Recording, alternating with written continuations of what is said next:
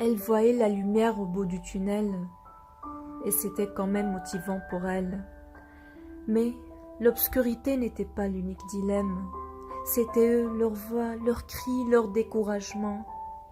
Ils ne cessaient de dire qu'elle n'était pas capable. Ce fut tellement désagréable. Pour eux, elle est synonyme de loser. Pour elle, ils définissent le mot mépris. Ce n'était pas du tout choquant. Elle croyait souvent aux histoires enfantines du loup, que le monde dans lequel elle vivait était une forêt, et elle était chaque jour une paroi ciblée. Dans ce cas, il n'y avait pas beaucoup d'options possibles. Soit elle panique et reste plaquée dans un coin, soit elle montre ses griffes et se défend pour ne pas mourir du faim. Elle ne se cache plus. Elle court à toute vitesse contre-courant, essayant de grimper l'échelle d'ambition. Peu importe le degré de difficulté ou combien ça va durer, l'essentiel, qu'elle atteigne le point d'arrivée.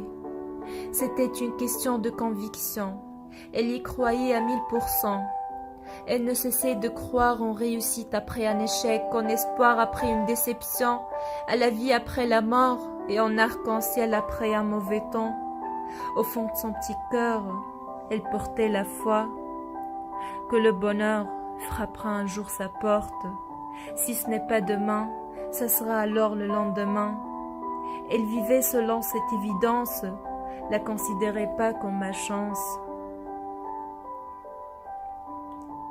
Lâcher, quitter, abandonner n'existe plus dans son dictionnaire. Heureusement, elle a bien su changer le sommaire. Aujourd'hui, elle est déterminante, forte et têtue.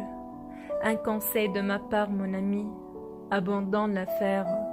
Sa confiance, ça se bascule plus.